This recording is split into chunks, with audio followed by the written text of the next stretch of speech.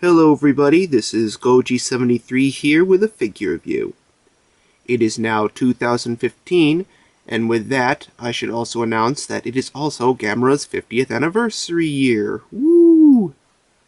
And so what way to start off 2015 than with a review of a Gamera monster. But not only a Gamera monster, but a monster who never actually appeared in a Gamera movie but was set to be.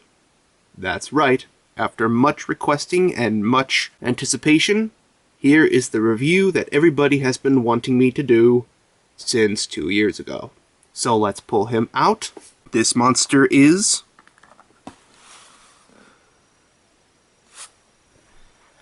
Garasharp, from the scrapped movie Gamera vs. Garasharp. Now, as I said in the beginning, this monster is very special in particular because unlike all the other Gamera monsters, he did not appear in a Gamera movie, but was intended to appear in a Gamera movie.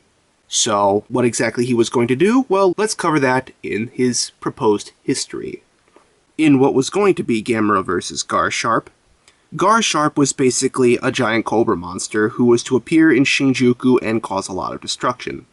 Gamera was going to show up to fight Garasharp, but during the battle, Garasharp actually sticks his, not her, his tongue down Gamera's throat and absorbs all of his heat energy, thus causing Gamera to turn white. With Gamera incapacitated, Garasharp goes on a rampage and destroys Shinjuku. Later on in the film, Gamera would revive with some of his heat energy, and he would face Garasharp yet again, this time in Tokyo. Garasharp would be huge by this point and would battle against Gamera, but during the fight, Garasharp would swallow some explosives, to which Gamera would shoot fire down Garasharp's throat, and Garasharp would have been decapitated and killed in the process.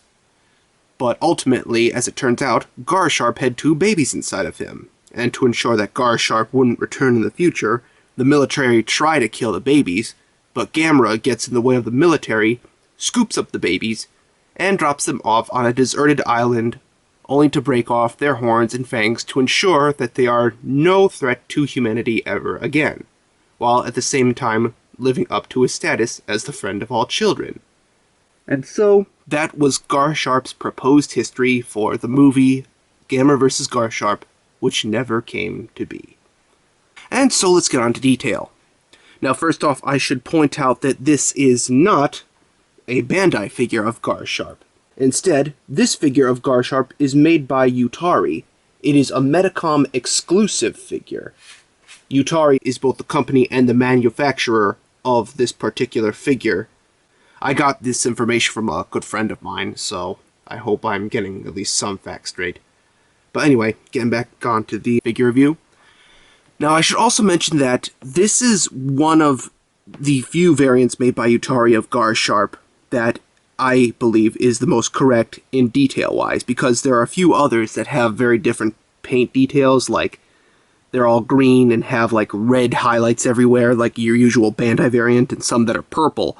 But I believe the reason why it's called a Medicom exclusive is because, unlike those other two, this one has a very accurate paint job and paint scheme to what Garasharp was originally intended to be.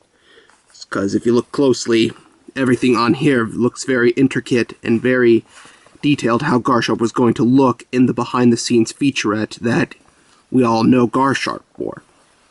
And I'm going to turn it sideways so you can see him.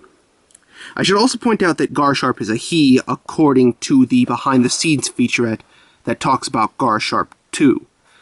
They don't refer to Garasharp as a she, so unless Kadokawa or Daiei puts out a statement saying that Garasharp is a she, up until I've seen that little documentary, Garasharp is actually a he. I should also notice that there are these 2 sails here. Originally, I thought they were supposed to be symmetrical to one another, because they kind of look like flippers, but I'm not sure if this is a flaw with the figure, or if Garasharp's flippers are really supposed to look that way, but I just thought I'd point that out. I assume those flippers are there to help give Garasharp movement had the movie had actually become officialized. But anyway, as I was showing off the figure, as you could see, Garasharp is very, very nicely detailed.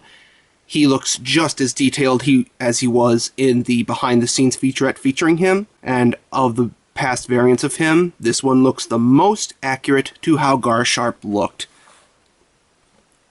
in comparison to the other past releases. So, yeah, detail is very, very nice on this figure. Now, as for superpowers, I hopefully will be able to make a separate video for the occasion. According to the behind-the-scenes featurette, Garasharp has 3, 2 of which are confirmed. Garasharp can spit a white poisonous gas from his mouth, and he can stick out his tongue and absorb heat, or fire in this case, which is what he does to turn Gamera white in the movie. He also has a rattle on the tip of his tail that spins around rapidly.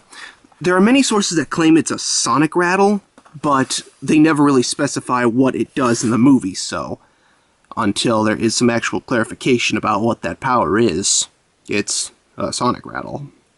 But anyway, that's just about it for superpowers: poison breath, sonic rattle, and heat absorption. And now on to articulation. Surprisingly, for being a scrap monster, he has quite a few points of articulation. As you saw a moment ago, his sonic rattle is rotatable 360 degrees, and it has a very loose joint, so you can actually give it the effect of, him actually using his rattle like he does in the movie.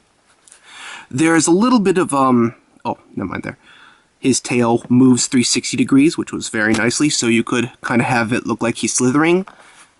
And here's another section on his body that should rotate 360 degrees. It's kind of stiff, and oh, there you go. So yeah, that's 3 points. The base between the body and the hood rotates 360 degrees, so it's 4. And the horns on here rotate 360 degrees. Simple as that. So, overall, that's 6 points of articulation, which is very surprising but very nice on a scrap monster like Garasharp. So, 6 points. And now, quickly on to sizing. Seeing as I do have the figure that was going to fight him, let's pull him out really quickly. Here is Gamera. Now, first off, before we get on to sizing, I would just again like to reiterate that this is a different figure. It is not Bandai, it is by Yutari, so sizing is, of course, going to be off. But in this particular case, I believe it works to some degree. But anyway, as you can see here, in the actual film, Garasharp was supposed to be around this big, but because it is a different company, I can discount sizing here for 2 reasons. 1, because again, this is a different figure, not by Bandai, and 2, because ultimately Garasharp was bigger than Gamera, so in a sense, this is still working out very nicely. And also, the time in which we do see Gamera and Garasharp at the proposed size that I showed off earlier was after he absorbed Gamera's heat energy. So, before then, by that point, Garasharp looked somewhere around this size when he was absorbing Gamera's heat energy the first time. So, in a sense, it can be interpreted that Garasharp was this size at one point. So, overall, sizing is very understandable here, even if it isn't a Bandai figure. So, overall, sizing I'd say is good.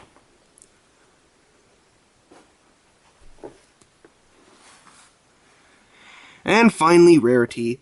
Now, because this is a very rare figure, and it's not made by Bandai, and it cannot be found on sites like eBay, for instance, unless you're very lucky someday, according to the information my friend gave me, this particular variation of Garasharp was released in April of 2013.